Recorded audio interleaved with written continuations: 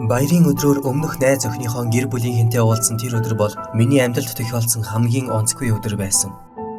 Тэднийх миний хуучин найз охин Кейли бид хоёроос хол өөр мужид амьдардаг байсан юм. Бид хоёр Нью-Йорк мужийн Лонг Айландад амьдарч байсан бол тэдний хаа байсан Вермонтод байдаг байв. Бид хоёр үерхэд нэг их удаагүй байсан ч тэр бидний харилцаа эцэг их хоёр нь бидний зул сарын баярын орой гэртээ өрхөйц хэмжээнд очсон гэж үзсэн бололтой. Кейлигийн гэр бүл тийм өнөр өтгөн биш бөгөөд ердөө бид хоёроос гадна түүний аав ээж тэгээд ах нь л цуглахаар байв. Тэдний гадаа очиод би бусад байшингуудаас аслагдсан асар том бөгөөд сайтар тордож янзалсан эдлэн газар дээр байрлах гайхалтай сайхан байшинг хараад гайхам биширч билээ. Кейли бид хоёр машинаас буух үед түүний аав ээж хоёр биднийг угтахаар довжоон дээрээ гарч ирсэн. Тэдний талаарх миний анхны сэтгэл гэвэл тэд найрсаг тэгээд жахан хачин санагдсан. Нэг тийм тайлбарлахын аргагүй найрсаг байдал.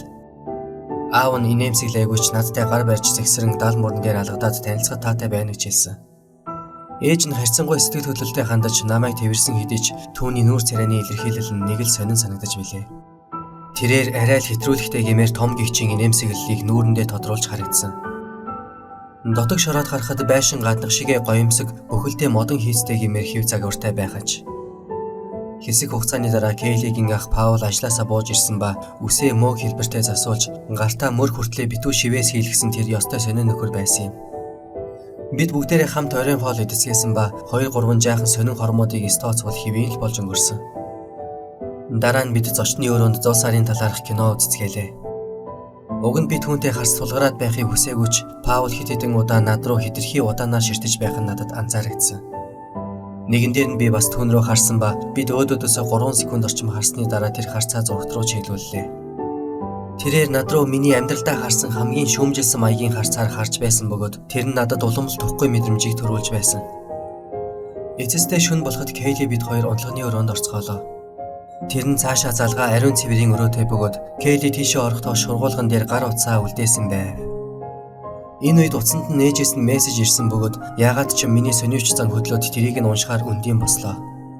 Гэтэл миний бодож байснаас тий сондоо зүйл байсан бөгөөд тэрхүү мессеж үдшийг бүхэлд нь өөрчилж орхисон юм. Дэлгэцэн дээр ил харагдсан мессеж товчхондоо бол тэр сэжиг авсан болов уу гэсэн байлаа. Гэхдээ тэрээр iMessage notification дээр дэлгэц цоочтой үед автоматар нуух тохиргоо хийсэн байсан бололтой тэрхүү мессеж удалгүй харагдхаа болж зүгээр л шинэ мессеж гэсэн бичгээр солигдсон юм. Тэрнээс өмнө юу гэж бичилсэн байсныг би уншихыг хүссэн ч харамсалтай нь утасны дэлгэцэн төгжээтэй байгаач. Миний зүрх тэсэж эхэллээ. Кейли эргэж орж ирэхэд нь миний сэтгэл санаа тавгүй байсан тул би олигтой үг дуугарсангүй. Тэр үүнийг анзаарах шиг болсон. Тэрээр утсаа авч хэсэг юм бичиж байснаа гэрлээ унтрааж орондоо орлоо. Харин би унтаж чадахгүй байв. Тэр мессеж ямар учиртай болохыг эргцүүлэн хөнжилдөө хөрвөөсөр байлаа. Сэжиг авсан болов уу гэж намайг хэлж байгаа юм биш биз? Дээр нь тэр ах нь ямар учиртай юм бол. Шөнийн яг 2 цаг болж байхад Кейли орноосоо бослоо.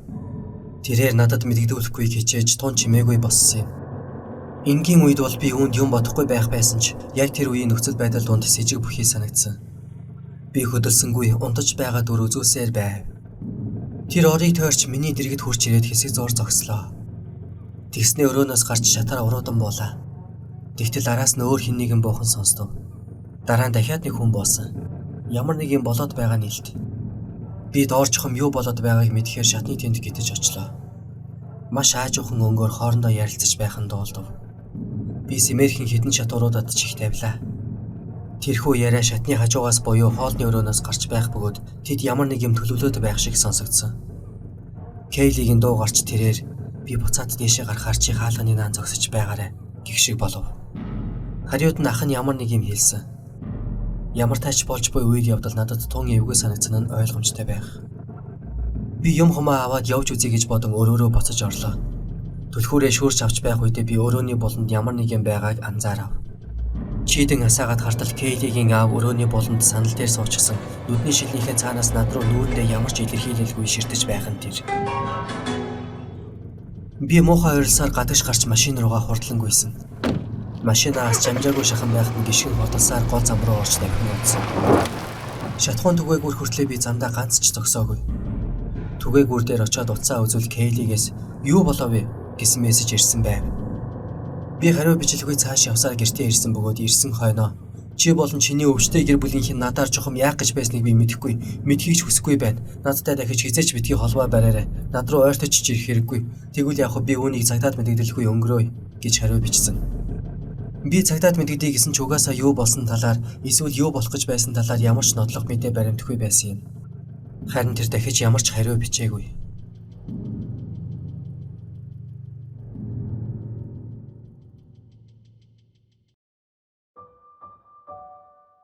Зул сарын үдэш шөнийн 1 цаг болж байлаа.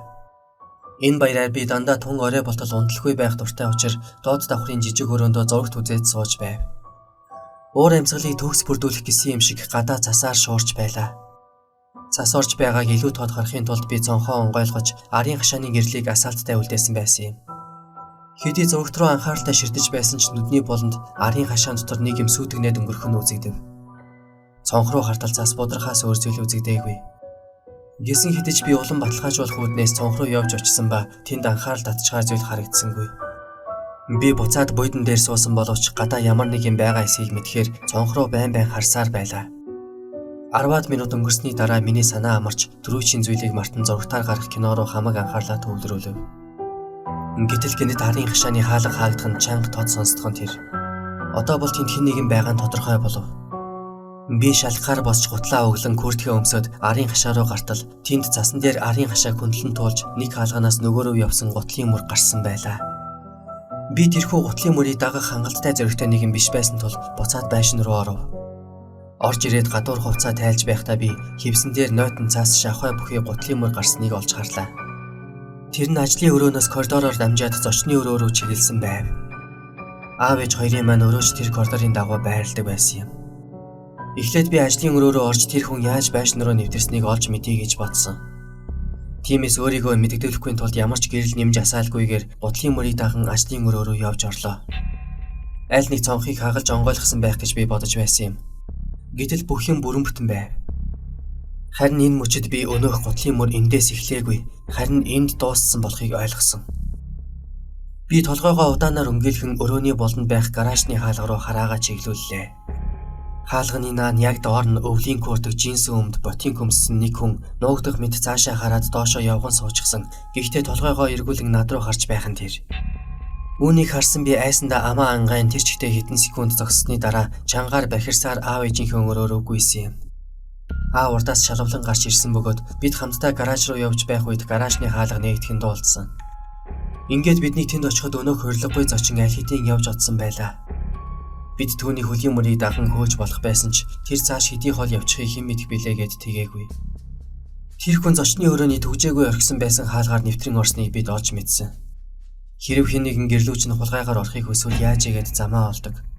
Тиймээс бүх хаалга цонхнуудаа заавал төгжиж байх хэрэгтэй гэдгийг энэ явдал харуулж байгаа юм.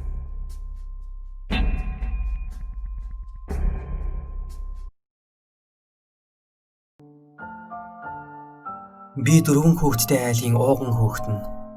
Миний ярих гэж буй энэ явдал тохиолдох үед би 16 настай байсан. Охин дүү маань 11-тэй, харин 2 баг дүүнер маань 8 ба 7 настай хүүхдүүд байв. Аав ээж хоёр маань бусад найзуудынхаа хамтаар нэгэн клубт харьяалагддаг байсан бөгөөд тэр клубгээ чинь ерөнхийдөө баян хямсгар хүмүүсийг элсүүлдэг төрийн бус байгууллага байсан. Тэр нь жил бүрийн 12 дугаар сард нэгэн том тансаг байшинд зул сарын баярын үдшилийг зохион байгуулдаг байв. Мэдээж миний дүүнер шиг бяцхан хүүхдүүдэд зориулж хэн нэгэн нь Санта Клаус болж хувцлаад бэлэг тараах бөгөөд өмнө нь шууданд хийсэн бэлгэнүүдийг сандалтоор байршуулад гадуур нь улаан бүтээлгээр бүтээдэг байлаа. Тэр жилийн хувьд Сантагийн дүрд тоглох ээлж аавын хамгийн сайн найз Майкл дээр иржээ. Тэрээр бидэнтэй нэг ширээнд сууж байсан ба цаг нь болоход тэр босч хувцас солихоор байшингаас гарч одсон. Тэнд 20 орчим жаахан хүүхдүүд сууж байсан бөгөөд тэд үүнийг огт анзаараагүй. Бүүдэл цагийг зугаатай өнгөрөөж байлаа.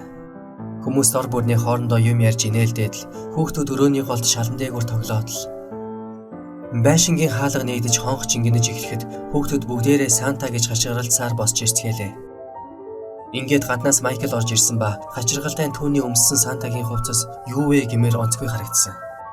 Үнэхээр байж болох хамгийн хямдхан Сантагийн хувцас юм уу гэмээр байв.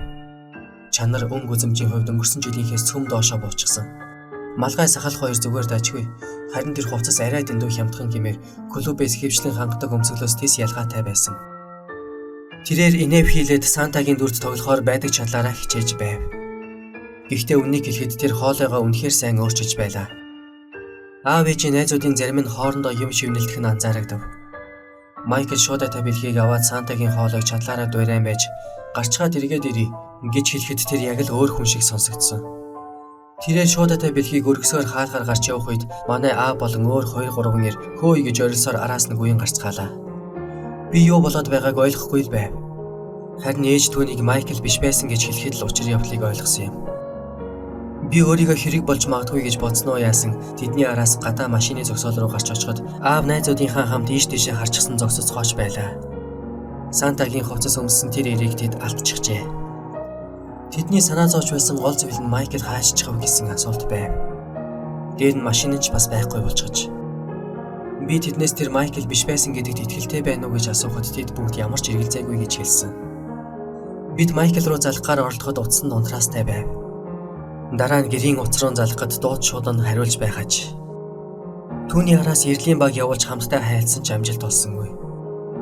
Эцэстээ аав бид хоёр ээж дүү нарыг авахаар өнөөх үдшилгийн байшин руу буцаж явцгаав. Тэнд очиход бараг бүх хүмүүс тарцгаасан байлаа. Би гадаа хүлээж байтал алсад тусламж ирэн хашгирах дуу сонстов. Ойгоос сонсдож байлаа. Ойн гүнээс. Би Майклийн нэрийг дуудсаар ойн захад хурч очив. Тэрээр хариу өгч байна. Яалтчгүй Майкл мөн. Би буцаад аав руугаа гүйх хэрэггүй болтлоо сэтгэл хөдлсөн байсан тул ой руу орж Майклийн тустаарай гэх дууг даган гүйж гарлаа. Удалгүй түүнийг цуснаж болчихсон модонд хүлээтэй зогсож байхыг олсон юм. Түүний духнаас цус гарч нүүрлүү нуурсаж байв. Тэрээр мохоо эрмэгтэй зүйлээр зөхиөлсөн бололтой. Би түүний хүлээс болох нарийнхан олсыг түлхүүрээрээ тайлж суллаад түшиж явсаар машины зогсоол руу буцаж ирсэн бөгөөд тэрээр машин нь алдагдсныг хараад муухай ойрлж билээ. Юу болсон бэ гэхээр Майкл Сантагийн хувцас сольж өмсгөр байшингаас гартал баг зүгсэн 3 хүн түүн рүү дайрсан гин. Нэг нь түүний дух руу ямар нэг металл эд зүйлээр дахин зогсоор ухаан алдуулсан аж. Сэргээд хартал ой дотор модонд хүлээтэй байх нь тэр. 3-4 хүн нийлж байгаад хүнийг бэртэж гэмтэн байж ийм хэрэг төлөвлөн үйлдэж тэгээд зарим нь яг нилээд үнтэйч ердөөл хүүхдүүдийн бэлэг хулгайлах сэтлэр ингэсэн гэж бодохоор дотор арзаймаар. Майкл эрүүл мэндээрээ хохирч гэмтсэн дээр нэмээд түүний $50,000 үнэтэй машиныг хулгайлан авч оджээ. Би түүнийг өрөвдөж одоо ч өмнөөс нь харамсдаг. Энэ бол түүний хувьд бусдад зугаа болгож яриад байхааргүй зовлонтой түүх. Миний хувьд ч мөн адил.